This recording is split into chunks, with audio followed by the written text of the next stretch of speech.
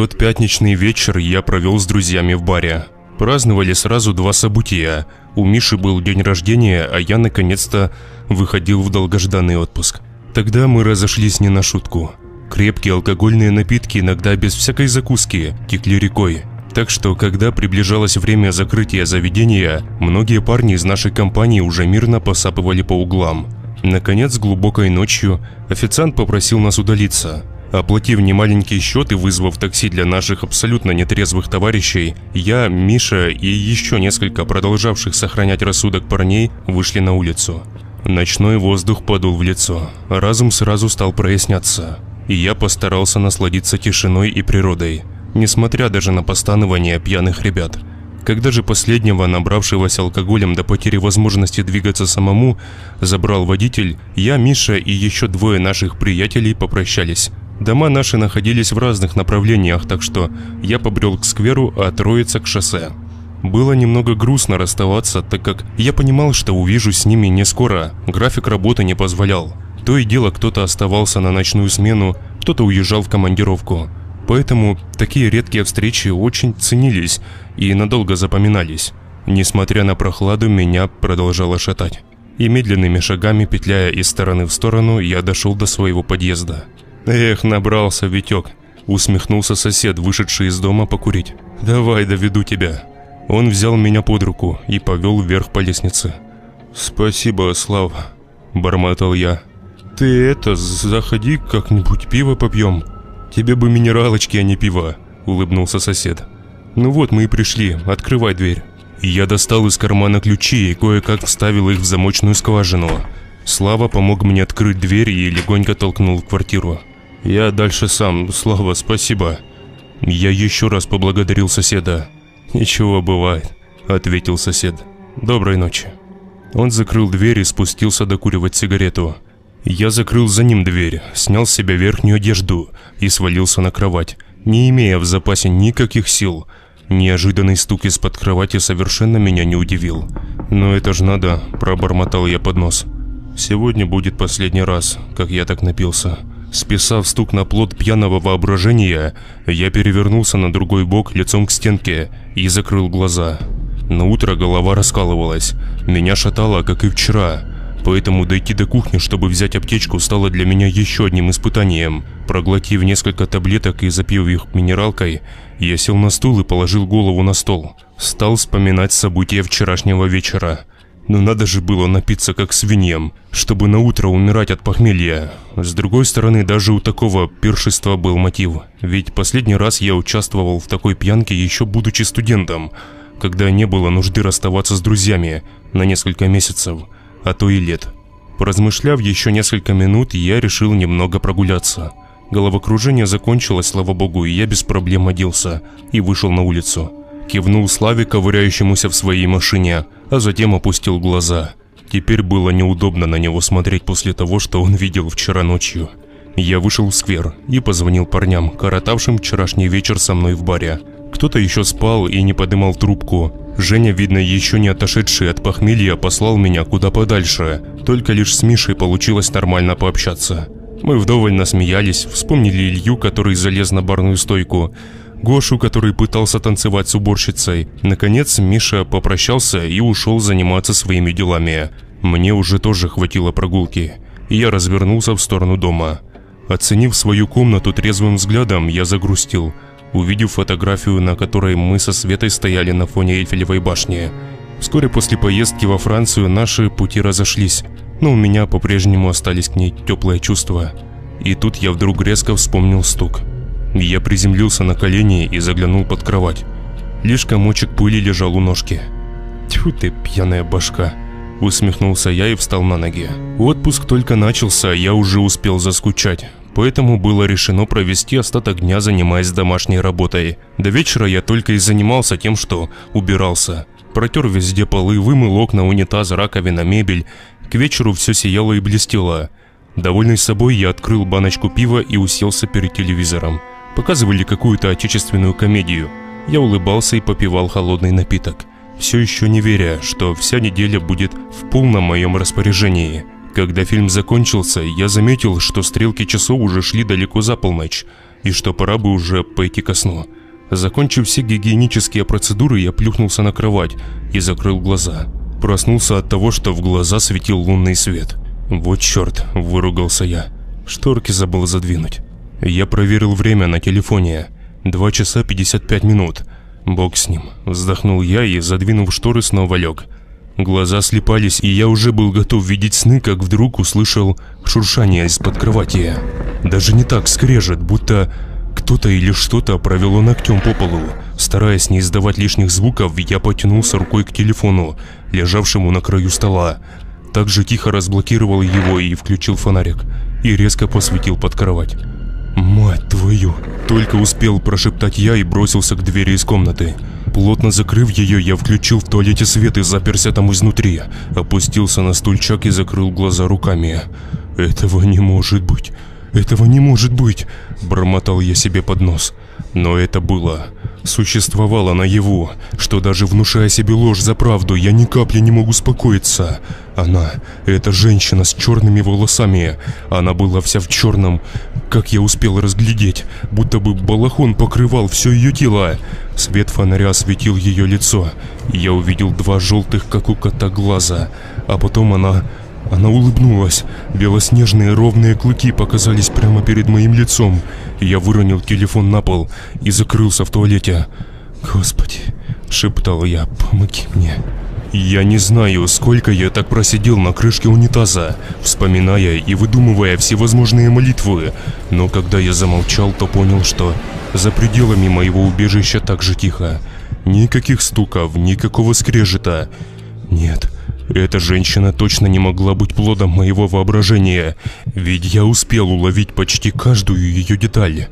Несмотря на то, что видел ее всего пару секунд, она точно лежала и смотрела на меня, и улыбалась. Но как? И когда? Сколько времени она уже так лежит под моей кроватью? И как она там появилась? Рассудок менялся местами паникой, а потом наоборот. Меня бросало то в дрожь, то в слезы, то в размышления. Наконец я понял, что, несмотря на то, что я увидел под кроватью, мой сон никто не отменял. Я облокотился головой на дверь и прикрыл глаза. Вздрагивал от малейшего шороха, но затем засыпал вновь. Когда же я понял, что организму моему достаточно сна, я стал думать, что теперь делать. Выйти из туалета? А что, если она стоит за дверью? Стоит и ждет, пока я не выйду из укрытия. Но нельзя же было тут сидеть вечно. Я взял из угла швабру и повернул ее штырем от себя. На счет 3 я открываю эту дверь, а дальше будь что будет. 1, 2, 3. Я повернул защелку и распахнул дверь, выставил штырь перед собой, но он пронзил лишь воздух. Впереди никого не было. Солнечный свет освещал коридор, и я мог увидеть часть своей квартиры, включая дверь своей комнаты. Она была по-прежнему закрыта. Не знаю, что на меня нашло, но вместо того, чтобы бежать из квартиры куда подальше, я двинулся к закрытой двери. Ту же самую операцию со штырем я провел, распахнув дверь в свою комнату. Но и там, к моему счастью, никого не оказалось. Мне очень не хотелось этого делать, но я нашел в себе силы и заглянул под кровать. Пусто. Но я не мог с этим мириться. Отодвинув ее от стены, я изучил каждый ее уголок на наличие хоть каких-либо отверстий. Но ни в стене, ни в кровати их не было. Первым делом я подумал, что схожу с ума. Но в течение короткого времени откинул от себя эту мысль и решил еще раз осмотреть всю квартиру. Были распахнуты все дверцы шкафов с одеждой, с книгами, с кухонной утварью. Ничего, совсем ничего. Я понимал, что, возможно, жуткая женщина была всего лишь моим сном или результатом выпитого пива. Но одновременно я осознавал, что еще одну ночь в одиночку в этой квартире я не выдержу. Я стал думать, что же мне делать. Оставаться у друзей было плохим вариантом, так как таким образом я бы только затянул разгадку жуткой тайны. Поэтому было решено позвать кого-нибудь к себе. Но, как назло, именно в этот день все мои друзья были заняты или находились в отъезде. Даже Миша, извинившись, попросил перенести ночевку на другой раз. Отчаявшись, я позвонил в бордель и заказал на ночь проститутку. Не хотелось тратить большие деньги, но другого выхода из ситуации я не видел. Купив конфеты в магазине, я стал ждать наступления темноты. В 11 вечера в дверь позвонили. На пороге стояла стройная высокая девушка лет 25. Игриво положив свою сумку на тумбочку, она дотронулась рукой до моей шеи. «Где я могу умыться?» – ласково спросила она. «Пойдем, я провожу тебя», – взволнованно ответил я. Нет, я не волновался из-за того, что вызвал проститутку. Хуже всего было осознавать, что ждет нас ночью. Понятное дело, я не был готов к получению удовольствия, поэтому рассчитывал лишь на совместный сон. «Я Жанна». Девушка вышла из ванной и представилась. «Очень приятно», – улыбнулся я. «Кушать хочешь?» «Не откажусь», – сказала Жанна и чмокнула меня в губы. Я взял из кухни конфеты и 2 бокала вина. Проститутка в это время оголяла свой верх в моей комнате. Я поставил еду на письменный стол и обратился к ней. «Послушай», – начал я. «Да, мой хороший», – улыбнулась Жанна. «Сегодня я не готов к этому», – уверенно сказал я. «То есть?» Улыбка исчезла с ее лица. «Зачем я приехала?» «Ты получишь свои деньги», – ответил я. «Не переживай, я лишь хочу с кем-нибудь пообщаться и побыть вместе». «Как знаешь», – задумчиво произнесла Жанна и застегнула верхнюю пуговицу блузки. Она легла на кровать, а я выключил свет и последовал за ней. «И не жалко тебе было тратить столько денег на разговоры?» – спросила она. «Иногда мне не с кем поговорить», – солгал я. «А так хочется внимания». «Я понимаю», – ответила Жанна.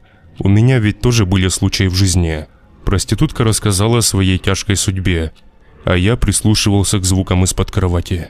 Но все было тихо. Жанна закончила говорить. «Ну что ты снова напрягся?» – спросила она. «Может, все-таки...» Ее предложение было остановлено тихим постукиванием из-под кровати. Сердце мое ушло в пятки, и я вжался в стену. «Что это?» – удивилась девушка. «Ничего, соседи ремонт делают», – тихо ответил я. «Давай уже спать». Жанна кивнула и прижалась ко мне своим телом. Но мне было не до этого. Я понимал, что мы здесь не одни. Эта страшная тетка прямо сейчас. Она лежит под моей кроватью и издает звуки. Но я не мог снова броситься к туалету, как прошлой ночью. Я должен был остаться на своем месте и дождаться утра. Проститутка засопела, а я не мог сомкнуть глаза, вслушиваясь в тишину. Периодически из-под кровати доносилось то постукивание, то шорох, то скрежет, который заставлял биться мое сердце с чудовищной скоростью. Я ждал рассвета, так как был уверен, что лишь солнечный свет может изгнать тварь туда, откуда она пришла. 5 часов неподвижного ожидания, и вот уже первый луч солнца проник в комнату. 2-й, 3-й. Постукивания прекратились. Я тихо перелез через Жанну и заглянул под кровать. Никого. Девушка открыла глаза и улыбнулась. «Я, наверное, пойду», – прошептала она мне на ухо. «Да, давай, конечно». Я попрощался с ней и отдал ей из кошелька деньги. «Спасибо за ночь», – сказала Жанна и напоследок чмокнула меня в щеку. Я закрыл за ней двери и прошел в свою комнату. Ясно, днем я был в безопасности, но ночь контролировала она. И я не знал, сколько она будет еще лежать под кроватью. А если рано или поздно она решит вылезти, тогда что? Я сойду с ума или еще хуже? А во время моих размышлений в голове созревал план. Не идеальный, конечно, но, возможно, разумный. Я достал из ящика с инструментами пилу и подошел к кровати. Сделал спилы на всех 4 ножках и аккуратно лег. Дернулся, и кровать с грохотом упала на пол. Прекрасно. Я поставил кровать на ножки и стал ждать ночи. Интересно, есть ли что-нибудь про это в интернете? Я пролистал сайты, касающиеся моей темы, но нашел лишь выдуманные истории для рассказа у костра. К сожалению, моя история происходила наяву. Вот и месяц появился за окном. Я, набравшись уверенности в себе, погасил свет в квартире и аккуратно лег на кровать, чтобы она не рухнула раньше времени. «Тихо, жди», – шептал я, – «сегодня все закончится». И, как обычно, к середине ночи я услышал знакомый скрежет. «Поскреби, поскреби еще», – подумал я, а потом резко дернулся. Кровать сошла со своих ножек и упала на пол. Первое, что я почувствовал, так это то, что матрас выгнулся наружу. То есть я был прав, это не иллюзия, и тетка на самом деле существовала. А потом визг из-под кровати, такой, будто бы затрубил слон, перемешиваясь с криком маленького ребенка. Визг длился всего пару секунд, а потом затих. Матрас обмяк, и я остался лежать на ровной поверхности. Сперва я не знал, что делать, но потом сразу же схватил со стола телефон и посветил под кровать. Стало одновременно приятно и жутко. Под кроватью, наконец, никого не было, но из-под нее вытекала огромная лужа бордовой крови, будто бы я здесь корову зарубил. По запаху эта кровь напоминала канализацию, и я закрыл нос рукой, чтобы избежать рвотного позыва. Трогать эту жидкость я не рискнул. Будучи в шоке, я посидел на кровати еще несколько минут, смотря в одну точку, а затем перепрыгнул лужу и побежал на кухню. Взял из шкафчика чистую чашку и зачерпнул ею жидкость. Я достал телефон и набрал номер Миши. После долгих гудков он наконец-то взял трубку. «Витек, сдурел?» — сонно спросил он. 3 часа ночи. «Миша, извини», — залепетал я. «Ты можешь завтра сходить со мной в лабораторию?» «Что? В какую лабораторию?» — буркнул он. «Мне срочно нужно проверить одни анализы», — сказал я. «Ну что, сможешь?» «В лабораторию точно нет», — печально ответил Миша. «Она сейчас не работает. Но...» Он задумался. «Неси их ко мне, изучу их у себя». «Миша, спасибо большое. Я был вне себя от счастья. Когда к тебе можно?» «Давай хотя бы в 5 утра». Устало ответил он. «Сейчас я не в состоянии работать». «Договорились», — подтвердил я и положил трубку. Миша работал лаборантом и держал у себя дома собственную небольшую лабораторию, в которой проводил время на досуге. Кроме как у него, я не мог ни к кому обратиться, иначе это было бы как минимум комично.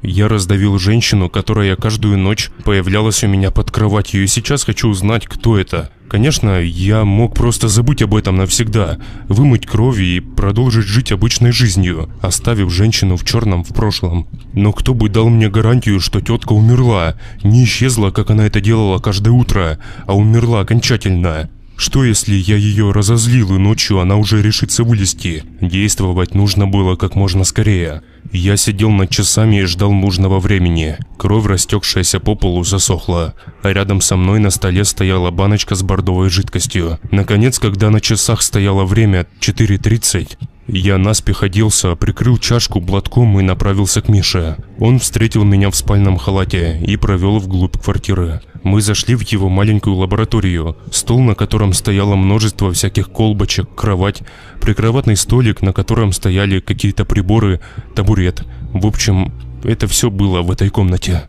«Доставай, что принес», — сказал Миша. Я показал ему чашку. «Что?» Он удивленно посмотрел на меня. «Откуда у тебя чашка крови?» «Миш, неважно», — ответил я. «Просто прошу, выясни, что это. Я все тебе расскажу, но позже». «Ну хорошо, давай». Миша забрал чашку. «А почему она так воняет?» Он сморщил лицо. «Ты случаем не убил там никого?» «Да нет же, ты чего?» Нервно усмехнулся я. Хотя понимал, что да, по сути убил, только кого или что оставалось загадкой. «Ладно, Вить», — вздрогнул Миша. «Все риски на тебе, но слушай, ты знаешь, я не могу работать, когда кто-то стоит над душой». «Конечно», — согласился я. «Зайду позже». «Я позвоню тебе ближе к вечеру», — успокоил меня Миша. «Спасибо еще раз», — сказал я и вышел из квартиры. Хорошо, что Миша был сонным, иначе точно бы завалил меня вопросами. Но, к счастью, я успел уйти раньше того момента, как он пришел в себя. Домой к луже крови идти совсем не хотелось, поэтому я направился в сквер. На своем пути я встретил Славу, возвращавшегося из магазина. «Витек», — начал он, — «ты чего ночью гремел?» — удивленно спросил сосед. «Прости, Слав», — отшутился я, — «стул уронил». «Ну ладно, будь там аккуратнее». Слава похлопал меня по плечу и ушел в сторону дома. Я сел на скамейку, достал наушники и включил успокаивающую музыку. Давно я еще не расслаблялся, так что откинул голову назад и задремал. А теплый ветер обдувал мое лицо. Мое наслаждение прервал телефонный звонок. «Витя, срочно, срочно иди сюда!» — сказал Миша. Меня смутил его голос. Никогда не видел своего друга таким беспокойным. А тут я мог предположить, что он от нервов на одной ноге скачет. «Миш, я уже бегу», — сказал я и пустился в сторону его дома. «Можешь сказать, что там?» «При встрече», — ответил он и положил трубку. Я добежал до Мишиного дома. Дверь в подъезд открыла молодая женщина, и я пулей домчался до 5-го этажа. Позвонил в звонок, но Миша не спешил мне открывать. Я позвонил еще раз, но за дверью было тихо. Я выругался и позвонил ему на телефон. Голос девушки-автоответчика встретил меня своим: «Абонент временно недоступен». Я сел на ступеньку, потом позвонил в дверь еще раз. Зажал кнопку на несколько минут, но все безрезультатно. Так плохо себя я еще никогда не чувствовал. Даже женщина под кроватью сейчас казалась мне не такой пугающей, как то, что я переживал сейчас. Ведь совсем недавно я еще говорил с Мишей по телефону. Выхода не было. Я достал телефон и позвонил в полицию. Прибывший на место участковый с 2 взломщиками выслушал мою историю про то, как мой друг будто бы исчез, за короткое время прервав связи с внешним миром. «Начинайте», — сказал участковый. Взломщики стали пилить замок на двери, а участковый ушел говорить по телефону. Так что через несколько минут на этаж поднялось 2 его товарищей, ожидающих вскрытия двери. Через несколько минут замок был сломан. Участковый, 2 его помощников, а за ними я, вошли в квартиру. Мы направились через коридоры к лаборатории. Миша зачем-то выключил везде свет, так что пришлось включать его заново. На имя свое не отзывался, что еще больше нагнетало атмосферу. Когда мы подошли к двери лаборатории, то увидели, что она была закрыта. Участковый взялся за ручку и распахнул дверь. Я попятился. Колбочки, стоявшие на столе, были разбросаны по всей комнате. Их содержимое было на полу, на стенках, что-то даже попало на потолок. У стола было лишь 3 ножки, и он покосился на бок. Стул, кровать были перевернуты, а приборы, стоявшие на прикроватном столике, разбитые. Миши нигде не было. Что здесь могло произойти? Задумчиво произнес участковый. Он отправил своих помощников обыскивать квартиру, а сам остался со мной в лаборатории. Пока он говорил по телефону и вызывал подкрепление, я заметил 3 царапины на столе. Миша, он пытался держаться за стол, но сил не хватило. Мои сомнения окончательно исчезли. Это она, 100% она, женщина в черном. Она как-то пробралась сюда и... Я схватился за голову и вышел из квартиры. Участковый последовал за мной. «С вами все в порядке?» Он положил руку мне на плечо. Да, конечно», – прошептал я и отвернулся. Я старался сдерживать слезы, ведь это из-за меня пострадал мой друг. Я не имел понятия, что с ним случилось, но знал, что ничего хорошего. Она все-таки вылезла из-под кровати и схватила его. Наверное, поняла, что Миша может рассказать мне о результатах своих исследований. Время для меня стало идти медленно. Вот на этаж поднимаются еще полицейские. Вот участковый просит меня сесть в служебную машину. Мы поехали в сторону моего дома. И тут я осознал: лужа крови. Никто ее не вытер, и она до сих пор на моем полу, засохшая и вонючая. Я спросил участкового, не можем ли мы оформить все в отделении, но он лишь покачал головой. Мы остановились у подъезда. За мной и участковым к дому подошли полицейские. Мы стали подниматься на этаж. Я так и не успел придумать, что говорить насчет лужи крови, и решил действовать на месте. Пока мы поднимались, мимо нас прошел удивленный Слава. Я вставил ключ в замочную скважину и открыл дверь. А ведь неизвестно, что бы произошло, не раздави я своей кроватью страшную тетку. Может, все могло быть и лучше? Хотя сейчас это не имеет значения. Много времени прошло уже с того момента, как я последний раз зашел к себе в комнату. Но то, что я увидел, я не забуду никогда. На полу по-прежнему оставался след засохшей крови, что стало основанием для полицейских схватить меня за руки. Я был готов все рассказать, но замолчал сразу же, как только участковый приподнял кровать. Под ней лежал Миша. Вот уже месяц, как я живу в камере с 2 своими товарищами. Один из них, Васька, сидит здесь за воровство, другой, Боря, убийца. Но ни один из них не считает меня нормальным человеком. С того момента, как они узнали подробности моего дела, Миша лежал в луже крови с распоротым животом. В рот ему почти полностью была вставлена отсутствующая ножка стола, которая выходила одним концом наружу из распоротого живота. Кости его были раздроблены, будто бы кто-то раздавил их кроватью. Растекшаяся по полу кровь принадлежала ему. Кого я обманываю, все улики упали на меня. Сначала меня посчитали сумасшедшим, но так как вел я себя нормально, то стали ждать приговора суда. Вынесли мне самое строгое наказание, а именно пожизненное заключение. У меня не было оправданий, поэтому я даже не стал упоминать о тетке в черном балахоне. В тюрьме хоть и сложно, но все же спокойно. Теперь я не боюсь за свою жизнь, когда в камере со мной живут 2 здоровых мужика. Самое забавное, что и на этот раз я ошибся. Спустя месяц перебывания в камере я услышал из-под кровати тихий стук. Я сказал об этом товарищам, но меня лишь пнули в живот. Они не слышат женщину в черном. Только я могу ее видеть и слышать. Ей нужен я. Сегодня ночью я увидел, как она высунула из-под кровати свою черную раздробленную руку. Отсюда нет выхода. Я уговорил охранника дать мне ручку с тетрадкой. Буду писать, пока никто не видит. Надеюсь, может, кому-нибудь поможет этот текст. Хотя, знайте, если за вами пришла женщина в черном, то вам уже не спастись.